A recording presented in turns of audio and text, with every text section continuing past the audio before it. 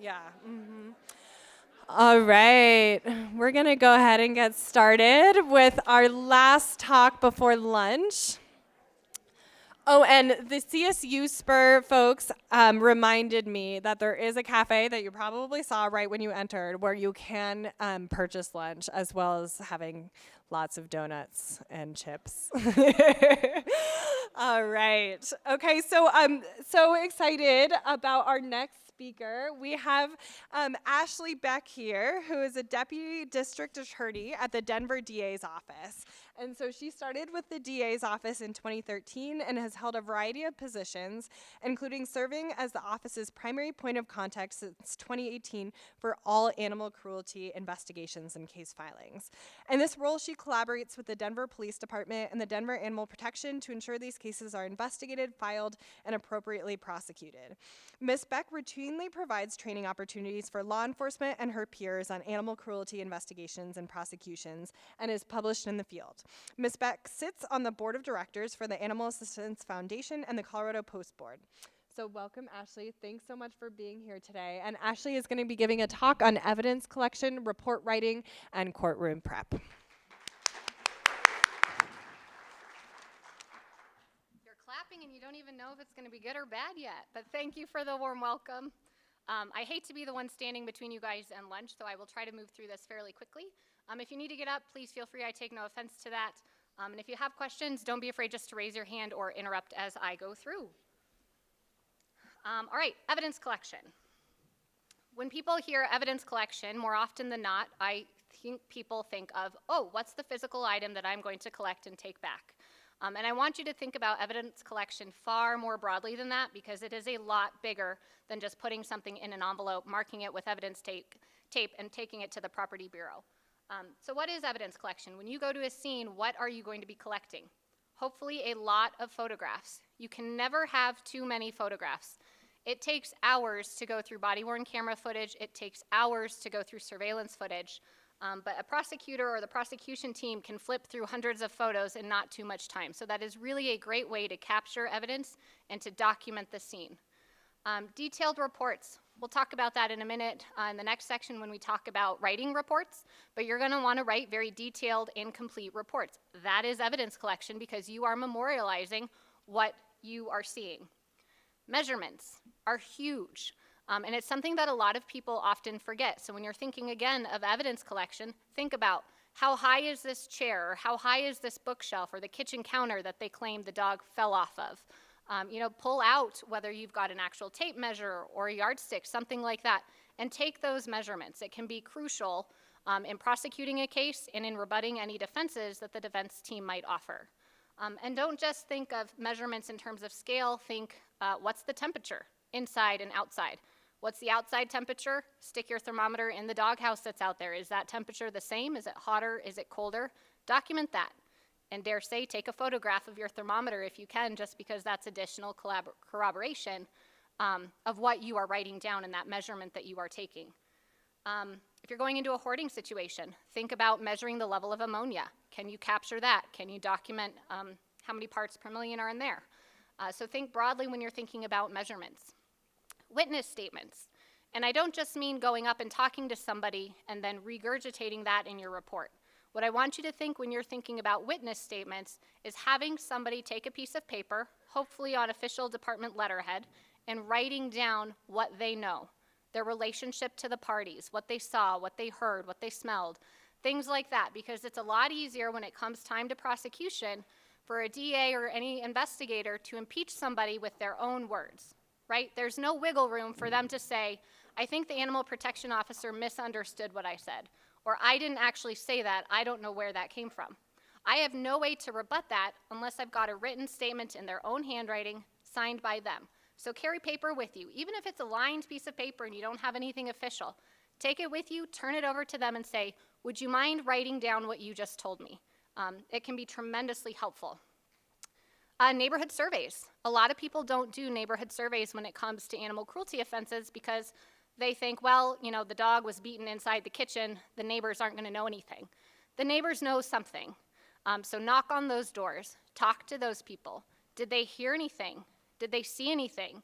Do they have Ring cameras or any sort of surveillance cameras, whether affixed to the front of their house or in the backyard, that might capture whether or not the dog ever leaves the house? If you have just Ring footage of somebody walking that dog, that might not be relevant to you at that time, but that could be hugely relevant to me down the road when defense says, it wasn't my dog. I'm never over there. I never take care of that dog. It was all him.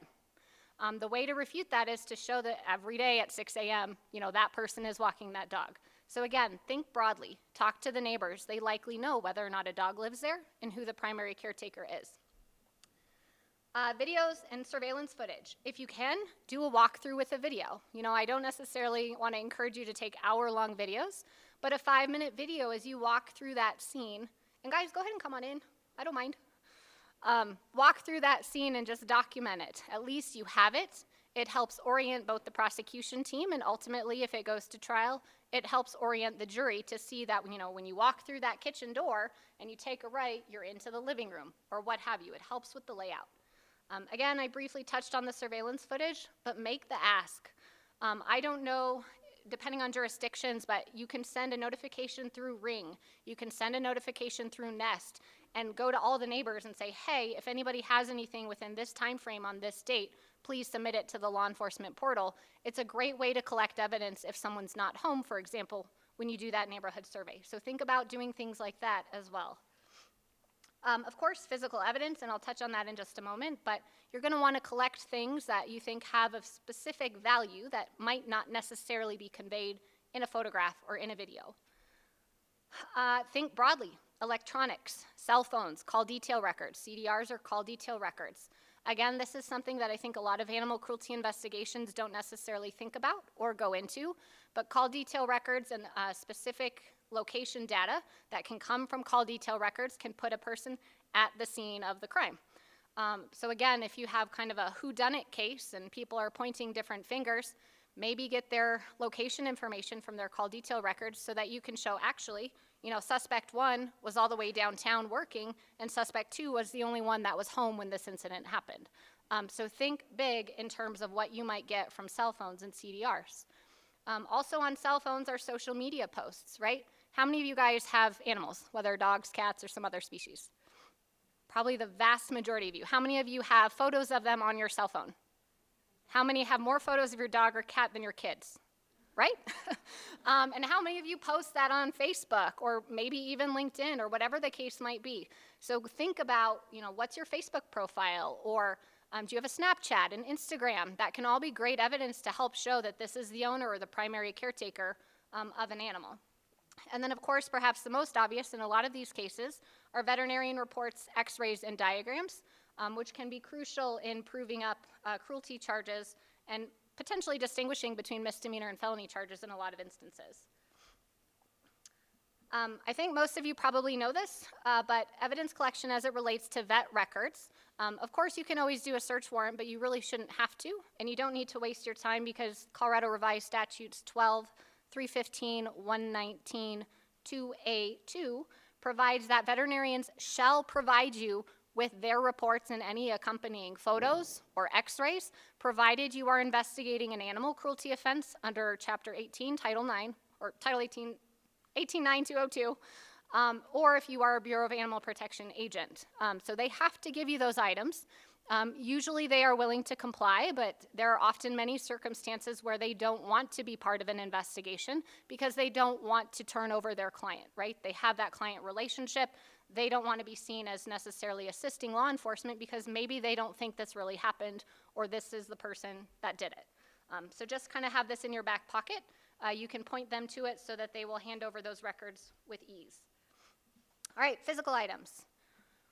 When you're thinking physical items, I want you to stop, take a look, and say, would this make a good exhibit? Is a dog crate or kennel going to be a good exhibit? Probably not. It's kind of hard for me in a courtroom, right, to juggle this massive crate, but there certainly are circumstances where it could be. It depends. But the bottom line is don't collect it unless you think there is some evidentiary value and it might make a good exhibit. Make sure that you are handling those items with care. You're going to want to make sure that you're using gloves, especially if you're collecting something that might have possible fingerprints on it, possible biological substances or DNA. or something like that. And obviously for your own safety, wearing gloves is usually a good choice. And keep chain of custody in mind. What I see a lot and what can really be hurtful to a case is officers collected this and booked it into property. And then I bring in all 5 officers on scene and I say, okay, which one of you collected this? And a year and a half down the road, no one can tell me who collected it, no one can tell me who packaged it, and no one can tell me who took it to the property bureau. That generally goes to weight, not admissibility in a criminal case, but there are times where it might exclude that evidence. So just make sure that you are documenting, I picked up this food bowl and I provided it to officer so-and-so who then took it to property. And just make sure, because it doesn't do you any good to collect it if it can't be used in a subsequent prosecution. Best practice is generally to get a warrant, obviously unless a warrant exception applies. And that's something that it's really helpful to have a good relationship with your local prosecuting office so that you can call a DA or call your city attorney and say, hey, here are the circumstances. I think we have PC and we meet this exception, but what do you think? Could you defend this in court? You know, and sometimes it's going to be dependent on their answer. Their answer might not be right. You might have a warrant exception, but if that particular DA or that city attorney isn't comfortable defending that, you need to know that because you want to make sure that they are comfortable defending that so that that case can go forward. Any questions on that so far? I know I'm going a mile a minute, but I was told I had a slightly shorter time, so I'm trying to make up. Animals. We have the unique privilege, I would say, of investigating cases, and some of the only cases that have live evidence, or often live evidence. Again, I would encourage you to get a warrant if you are seizing animals, depending on your circumstances and the facts surrounding that. But do know that if you are a peace officer, so if you are certified through Colorado Post, you can take possession of and impound an animal, provided you meet the 2 criteria set forth in 18.9.2021.8. You have to be able to articulate that there is probable cause to believe that the animal that you are seizing is indeed a victim of animal cruelty under 18.9.202 or a victim of animal fighting. And you have to go so far as to articulate that it may be endangered if it remains in the care or custody of that custodian. So again, I'm going to touch briefly on report writing, but if you are seizing an animal without a warrant and you are relying on 18.9.2021.8, just make sure that you write 3 sentences there. Why you think this animal is a victim of animal cruelty, and then a couple of follow-up sentences as to why and what facts you know that lead you to believe that that animal might not be safe if it stays in that person's custody. And it could be anything of, you know, we've been out to this house 5 times. This is a pattern. This is a recurring incident. It can be the dog is in such ill health right now that if we don't seize it and take it to a vet, it's in danger, and we have no reason to believe that this person is going to do so. But whatever your reason, make sure that you articulate that. If the animal is deceased, it's better to refrigerate. You probably all know this, but this is guidance from the folks up at CSU, the Veterinary Pathology Lab. So it's better to refrigerate that animal and then get that up to CSU or over to the ASPCA as quickly as possible. If you can't do so within about 4 to 5 days, then yes, your better option is to freeze it, but you do lose some evidentiary value if you are freezing a specimen. So move quickly if you can, and again, best practice, refrigerate it. Or if you can't get there to the vet clinic or to the homeowner in time, ask them to refrigerate it. And of course, if the animal is alive, it should be seen by a veterinarian as quickly as possible and thoroughly examined and documented. You don't want to create an excuse for the defense of, well, yeah, you seized the animal at 11:15 a.m., but it wasn't seen by the vet until 4 p.m. that evening, right? They're going to say, well, that's why it's dehydrated. That's why its temperature was up or down. That's X, Y, and Z. Don't provide them that excuse. Seize that animal and have somebody, if you can, available on your team to immediately transport that animal to be seen by a veterinarian. If that's not possible, document the heck out of the animal's condition in the interim. All right, this is the interactive portion because I find it very awkward to just stand up here and shout at people for an hour. This is Bruce. This is a dog that we seized. The picture on the right really has no evidentiary value. That's just a happier, healthier Bruce at the Denver Animal Shelter. But if you were to walk up on this scene and see the picture on the left, what sort of evidence collection or documentation are you doing? Okay, pictures? Video? I heard something, but not loud enough. collecting the bowls? Okay, yep, love the padlock. So a couple of things. It's probably hard to tell from this photo, maybe not, but the dog is sitting in a significant amount of feces. When animal protection called me and told me that, I said, well, how much? How much is a lot of feces? So I literally asked them to kind of scoop it all up, put it in a bag, and measure it so that we could say this dog had a cage that was full of 6.5 pounds of feces or fecal matter. Okay, so think outside the box.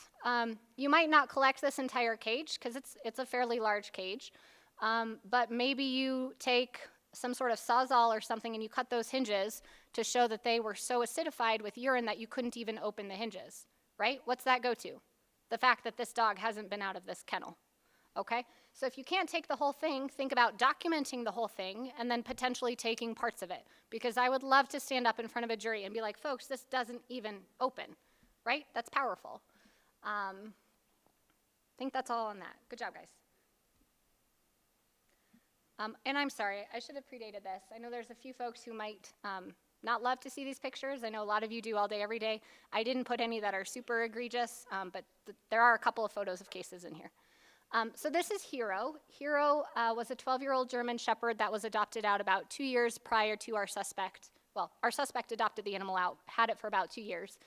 The dog became severely emaciated, would not move.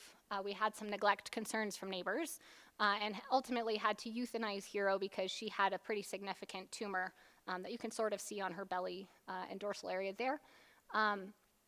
But if this is the dog, again, kind of what are you collecting or what are you documenting?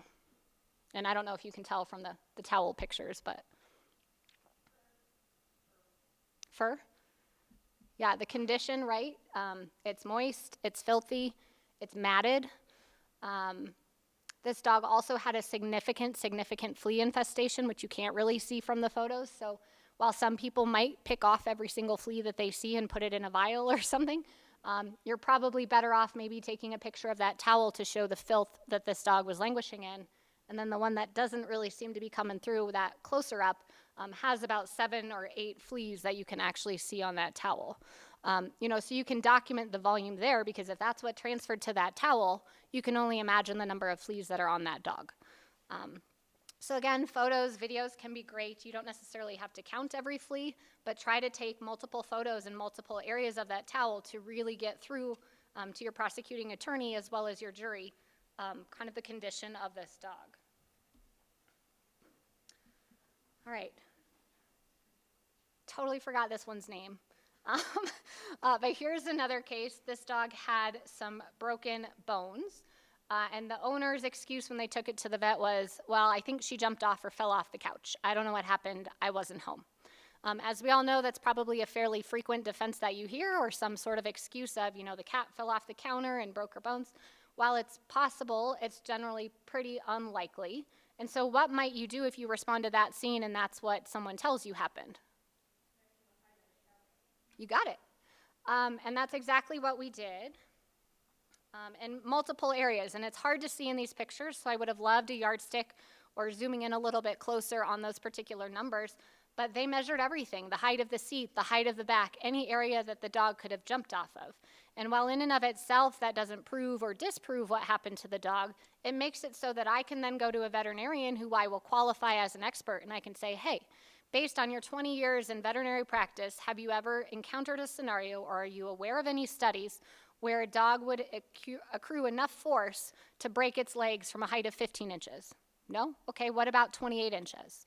And so those measurements can be really helpful, and that's something that if you're not thinking of that at the time that you are going through a scene and doing your evidence collection, you've lost it forever. Odds of getting back in that apartment are pretty slim to none. You could always get a search warrant, but then the defense always says, well, you don't know that that's how it was on the day that this happened, whatever. What else might you be looking at and kind of make sure to note or document if that's what the owner tells you happened? What type of flooring? Is that what someone said? You got it, right? This happened to be concrete flooring, so a little bit more plausible than if it was, inch padded carpet, but make sure to document that. Take good photographs of that. All right, any questions on evidence collection or kind of walking through a scene? You guys are a quiet bunch. Okay, report writing.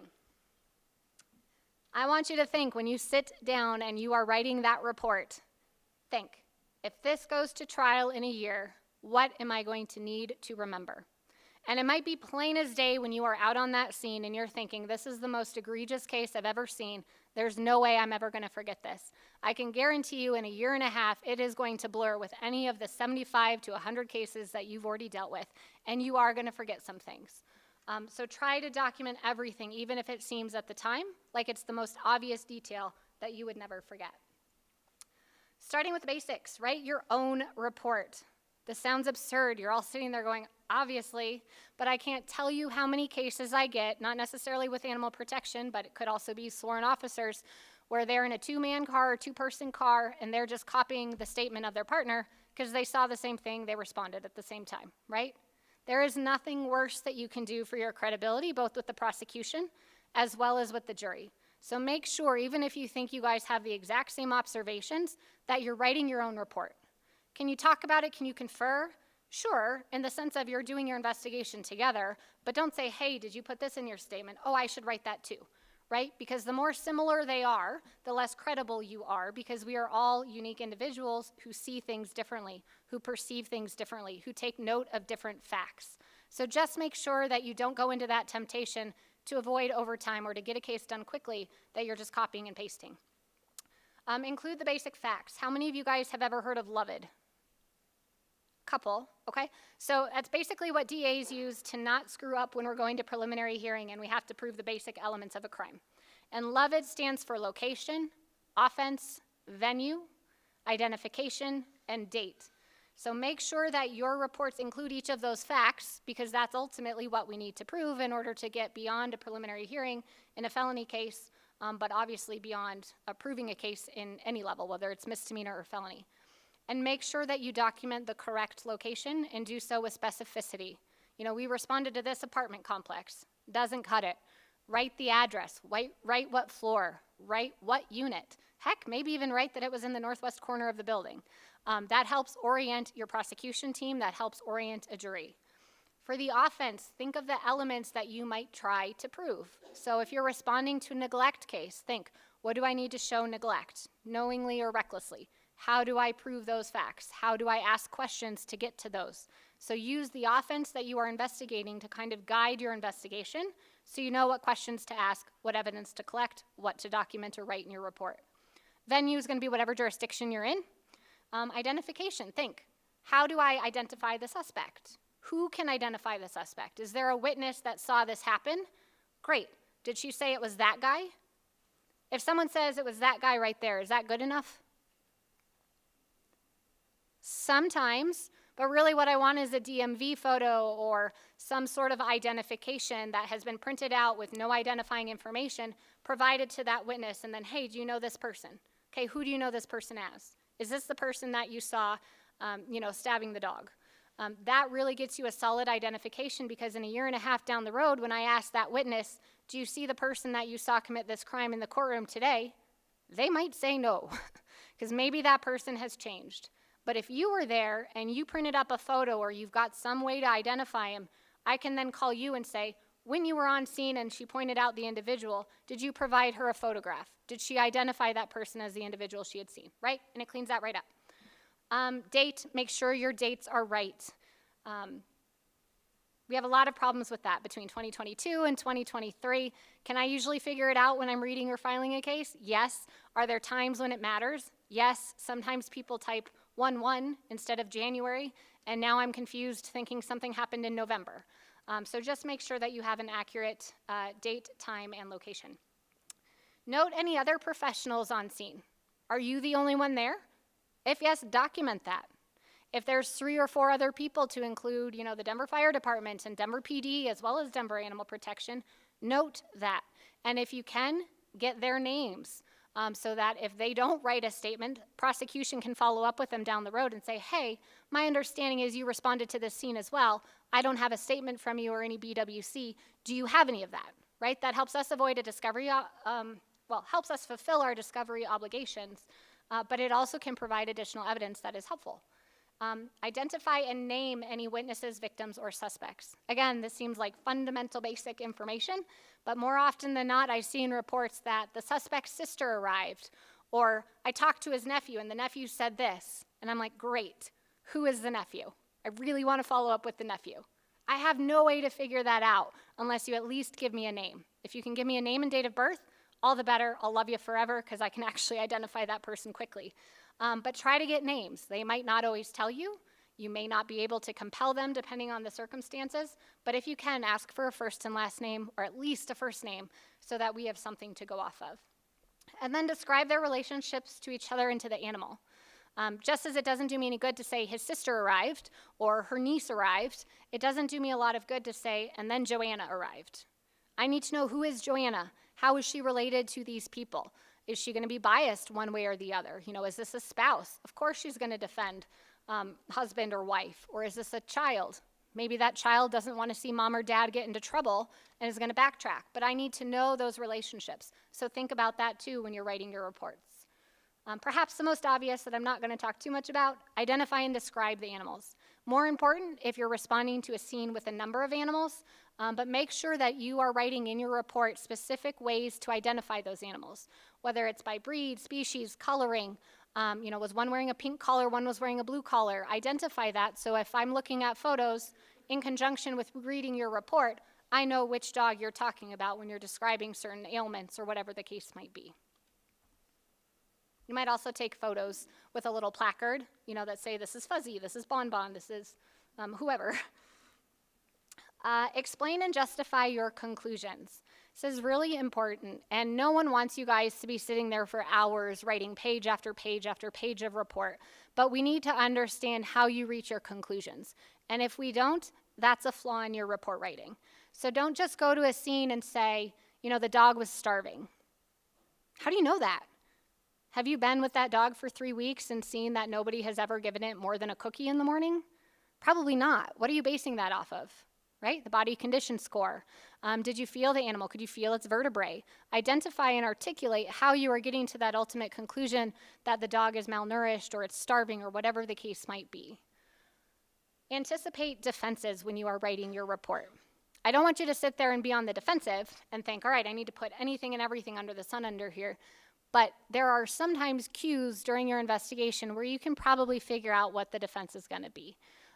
You know, if the suspect, your primary suspect, says, I wasn't home, think about that. Think about, how do I prove that they were home? Going back to our neighborhood surveys, surveillance footage. Is this person always home? Do they work from home? Whatever.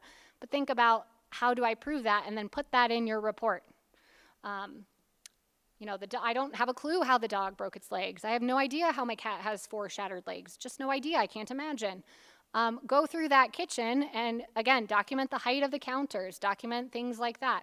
If you see an injury to a dog, look and document injuries, or items or tools that could be consistent with the injuries that you are seeing, and things like that. Kind of think in the negative. If you suspect or there's any reason to think at any point down the road it's going to be a defense of, one of these guys did it, but I don't know who, so you have to acquit both. You know, talk to both of them. Lock them into a statement. Oh, you were at work all day? Great. Put that down so that he can't then come to trial and be like, oh, it wasn't my wife. You know, she was at work. Well, I thought you said you were home, ma'am, and your husband was at work. So just make sure to document and try to anticipate some of those defenses. A common defense is law enforcement didn't do their job.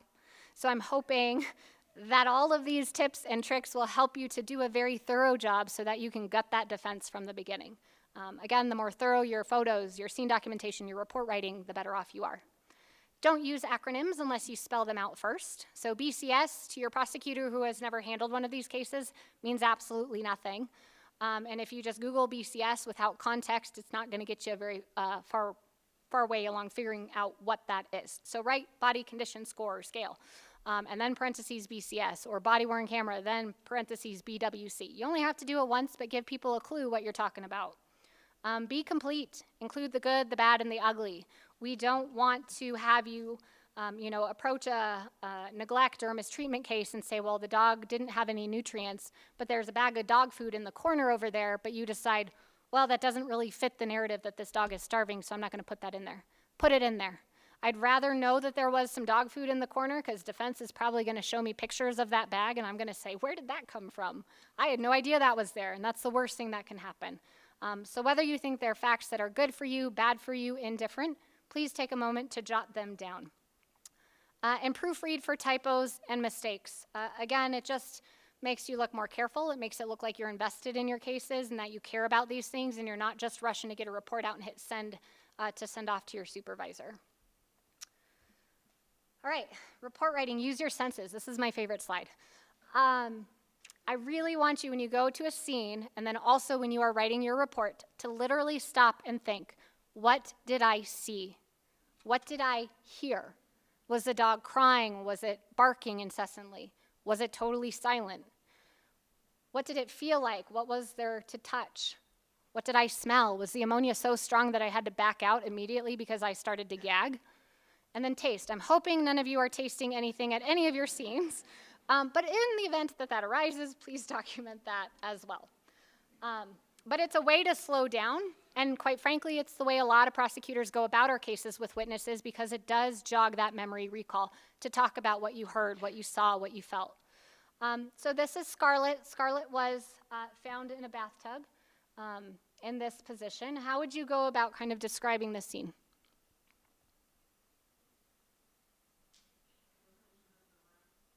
Picture the room. What about senses? Kind of what senses might you employ? I heard vaguely someone say smell and feces, right? The dog's sitting in its own feces, her own urine. Yep. What about how many times that rope is around that dog's legs? Can I see that in this photo? Kind of. Would it be a lot better if someone told me that it was 8 times around the leg and 3 times around the dog's muzzle? What about the rope? Is it a smooth rope? Is it a soft rope? Or is it one of those, more coarse ropes that isn't very pleasant to touch, right? That matters too. Was the dog whimpering? Was the dog totally silent? What did the dog do right when you untied it? Start panting because it wasn't able to breathe real well in that position? What did you hear? Did you hear the dog breathing rapidly? Things like that, okay? So this could easily be described as basically just a dog kind of hogtied in a bathtub, right? But that doesn't give me a very good idea. That doesn't paint a great picture for the jury. So go back to what you saw, what you smelled. The stench was terrible because it was a small bathroom and the door was closed. Document that. What about this guy?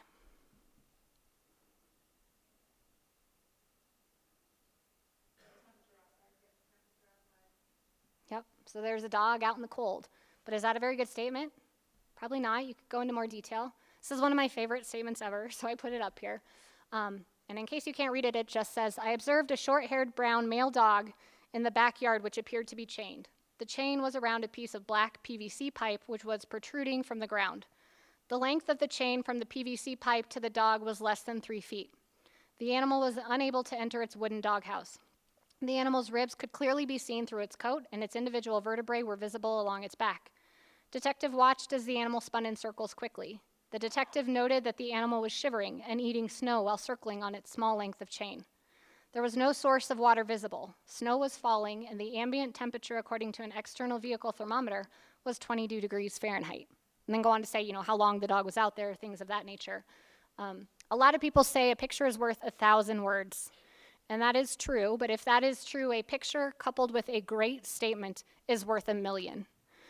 You cannot picture this dog right there twirling in circles, trying to get to a water dish that doesn't have any water. That's what comes through in your report writing. So again, using those senses, those descriptors, those measurements is helpful. All right, the 7 almost deadly sins of report writing. Just don't do these, please. Insufficient legal justification. You need to include in your reports why you have the justification to do what you are doing. Do you have probable cause to detain an individual? Do you have a warrant exception to go in and search a place? Document that, because if you don't, your prosecutor is going to toss it before you even know what happened. Factual errors or omissions. That's a big one, and I don't think anybody ever does this intentionally, but again, that bag of dog food that didn't really fit your narrative, you kind of have tunnel vision, so you forget to mention that even though the dog is starving, there's 3 bags of dog food in the closet. Make sure that you include those because defense is going to know about those, and you're going to look like you intentionally hid or omit something. So make sure you are being as complete and thorough as possible. Incomplete reports. This kind of goes along with 1 and 2, but if you write in your report that I arrived on scene and I contacted so-and-so and they told me X, Y, and Z, maybe you left out that you Mirandized them, you read them their rights, they agreed to talk to you. Make sure that you are complete in your descriptions because, again, that legal justification matters, and that's a way for us to really understand how legally sufficient our case is. Conclusory statements unsupported by facts touched on the importance of this. Just make sure that you are hitting the facts that support your conclusion when you are writing that report. Don't tell the future. Don't write in your report, tomorrow I'm going to go to the Conoco and see if they have surveillance footage because you have no idea what tomorrow brings. Just write, I went over and I spoke to the manager at Conoco. The manager on duty didn't have access to that surveillance footage at this time. Leave it at that. Hopefully you go back and I get a subsequent statement from you that you went back and you were able to get that footage, but don't try and predict the future because when you don't comply with that or when you forget that you wrote that, it looks like you did an incomplete investigation. It looks like you didn't care. You might have a million great reasons as to why you didn't, but just don't set yourself up to have to explain that. Passive voice. The officers responded to the scene. The officers contacted and detained so-and-so. Who? Tell me who. Don't use the passive voice. Say, I did this, he or she did this, and name that person. And again, unexplained law enforcement jargon. I catch myself doing it all the time. I think I've said it 10 times now. I contacted so-and-so. A jury looks at you and goes, what do you mean you contacted? Like, did you physically touch them? Did you walk up and approach them? Did you tackle them and take them to the ground? Articulate what that contact is, right? Because that could mean a lot of different things to different people. So try to, I hate to say dumb it down, but kind of go back to basics and don't necessarily stick to the law enforcement jargon that we're used to. Any questions on report writing? All right, I think I'm doing good. I got 10 more minutes. So if you can't read it, it says, yes, Your Honor, I swear that's the idiot who thought he could outrun me. Number 1 lesson that I want you to take away from this part of my lecture is that courtroom preparation begins at the beginning. It doesn't start when you walk into the DA's office or the city attorney's office or the courthouse. It starts from your scene documentation and your investigation. The better your investigation, the more complete you are in documenting your observations, the better prepared you are going to be for court. So before the hearing, don't be afraid to ask questions. Reach out to your DA's office or your city attorney's office if they haven't reached out to you. Just like you, we get busy. We have hundreds of cases that we are handling. We're in witness meetings, victim meetings, whatever the case might be, but that's no excuse not to prep with our witnesses. Sometimes, I'll be honest, we just need a little nudge. And if you're invested in your case and you're calling me and you've left 2 voicemails saying, Ms. Beck, I really need a call back. Can we please meet to talk about this case? You're going to get a response, or you should, but you're going to get a response. So don't be afraid. You're not hassling or hounding anybody. You're making sure that you are prepared so that the prosecution can be prepared on their case. Meet with them early. It depends how you do it in your jurisdiction, but if you are physically going to your DA's office, or even if it's just a phone consultation about whether or not they would accept charges, meet with them close in time to when you are filing your case. That can give you a good idea as to what they think of the case. It can potentially give you a good idea if they're asking you questions of things that you can follow up on, that in a year down the road when you and the DA are meeting and saying, shoot, I wish we'd gotten a warrant for that Instagram account, it's probably too late. So talk with them early on. It doesn't hurt to know what their questions are, what they think about the case on their first read, because you might be able to do some follow-up. Certainly meet with them before any hearings, any motions or trial, and make sure when you are meeting with them that you understand the charges or the issue and or the legal theory. So you want to make sure that maybe you presented this for a misdemeanor charge, but the DA actually thought it rose to the level of mutilation, and so they filed the felony charge. You're going to need to know that, and so make sure that you ask, are we going on the original charges? Have there been any amendments? Have you dismissed or added any charges? Know what charges are going forward. If you're being called in for a motions hearing or trial, ask what's the issue? What do you think the defense is going to be? That gives you the ability to think ahead of time If I know that the defense is going to be alternate suspect, you can go back and review all your surveillance footage, your BWC, your report, and pick out all of the facts that kind of dispel that alternate suspect theory.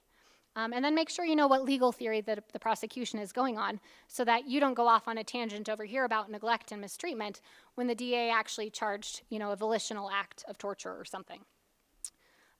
Visit the courthouse or courtroom. I know this sounds silly. Everybody's like, yeah, I've seen a courtroom, I've seen a courthouse.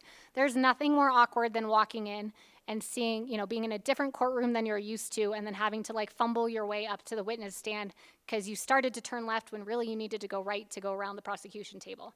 So take a minute, just swing by your courthouse, know which courtroom you're going to be in, and then review, please review your statement, your report, your BWC, and your photos. Again, I can't tell you how many times, even on homicide, like human homicide cases, I have an officer, a rookie officer, get up there and be like, yeah, I got this. I totally remember this one. And again, I ask them to start describing who they contacted at the scene, and they can't even remember the victim's name or the suspect's name. There is nothing that looks worse. It then gets them rattled, because that's one of my first questions. They get rattled, and it looks like they don't care or they didn't even review this case, so how can we believe anything that they claim to remember now? So make sure that you are reviewing that. Mistakes happen. You might forget something, and I'll talk about that in a minute, how to kind of deal with that, but please make sure that you are spending adequate time reviewing that information. It also helps because defense is going to get up there and question you, and they're going to find some inconsistency in your statement or an inconsistency between you and other officers, and they're going to say, well, were you aware of X? And you might be aware had you watched your body-worn camera footage, but you didn't. And so you say, no, I wasn't aware of that. Defense says, really? Well, this is your BWC, right? I'm going to hit play, and I'm going to let you watch that. And then you awkwardly have to stand there and be like, oops, I guess I was aware. It was on my own video. So make sure you are reviewing that to, again, prevent defense counsel from undermining you with your own investigation. So in court, what do you do within court? This might be slightly outside the scope of preparation since now you're in the hot seat, but I wanted to include it. No matter your level of involvement, even if you are the only person who responds to the scene simply to transport the animal, you are crucial to that investigation and that prosecution. So don't minimize your involvement. Everybody has different roles depending on the day and the investigation and who's lead and whatnot, but just know that you count, you matter. What you observed mattered, what you did mattered, and so you might get called no matter how small your role. First impressions matter.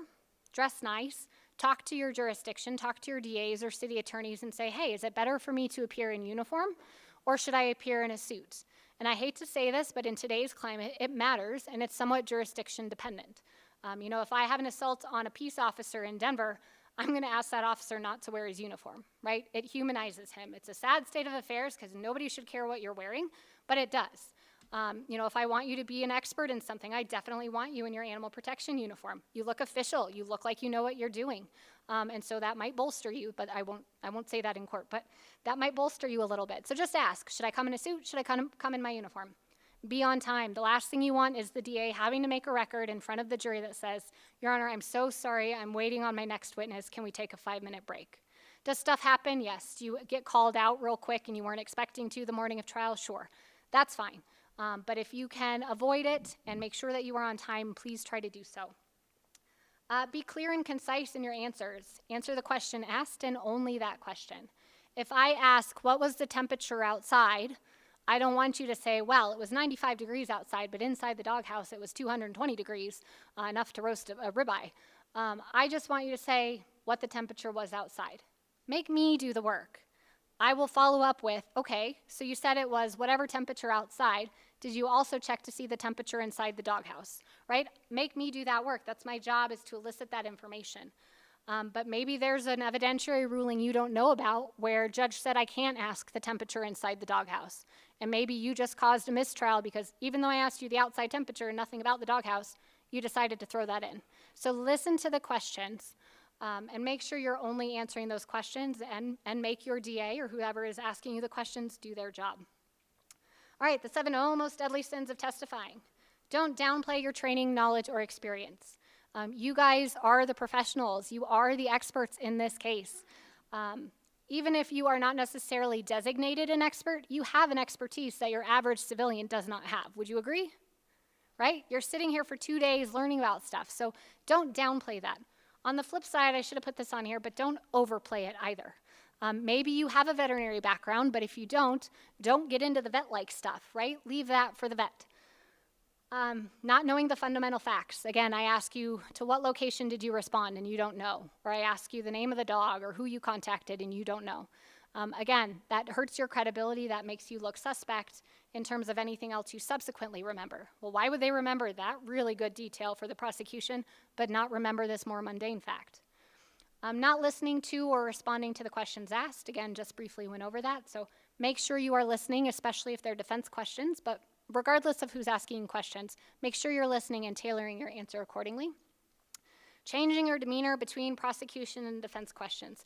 This one really is deadly. This one is fatal. You lose all credibility if you are super friendly with me and if your answers are long and explicit and detailed, but when defense asks you, so I'm sorry, I didn't catch on direct, how would you describe that cat again? Well, it was a cat, right? You look, quite frankly, elementary.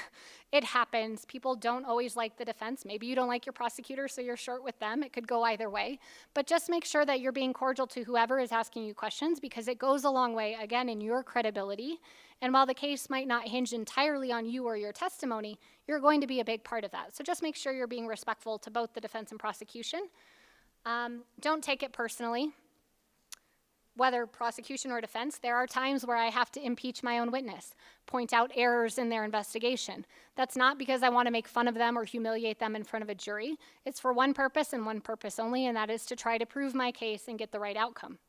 So don't take it personally if I say, so you didn't do this, you didn't do this, you didn't do this. Because maybe I'm going to call another witness who did follow up on those things, and I just need to get out before the defense does that you didn't do these things, right? So don't take it personally. Don't get defensive if people are pointing out flaws or oversight in your investigation. But hopefully you've already talked to your DA so you know that that's coming. Again, over-explaining. Just stick to the answer, provide those details that support your conclusion. I'm not saying give one-word answers, and I hope it doesn't come across like that, but just don't go over the top. You shouldn't be talking for 5 minutes in answering a single question. And then pride, you should be very proud of what you do, but I don't want you to be too proud. If you forget something, if you don't remember the victim's name because you've not testified before, or it's your 10th trial that day, own it. Don't be too proud to say, oh my gosh, that name escapes me. Can I see my statement? I know I wrote it down there. There is nothing worse than ignoring that and just going along with what I ask or what defense asks. Because more often than not, when you agree, you get it wrong. I had a homicide PH on Monday, and I asked the detective, do you remember the explicit or the exact language on the medical examiner's report as to cause of death?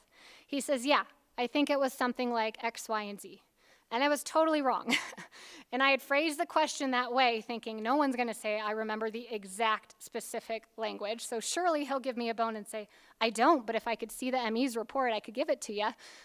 So when we offer you that bone, pun intended, since, dog's bones, but when I offer you that bone, take it, right? Just take that report, review it. You're human. You've got a lot of cases that you're investigating. You're going to forget something. But don't be too proud to say, I know I documented that. I can't remember off the top of my head. Can I refresh my recollection? Okay? That's it. That's Toby. That's my dog. I know his name. And that's my contact information. You are welcome to call anytime. I'm happy to be a resource. Love doing this stuff. It's a very, very small portion. Not very, very small, but it's not as big a portion of my job as I would like it to be. So I'm happy to answer questions from any jurisdiction, but do know that there are DAs in whatever jurisdiction you are from who care about these cases, who want to do this work, and who want to collaborate with you. So I'm only 1 minute over. You guys can go eat lunch, but I'll stick around for a few minutes if anybody has questions.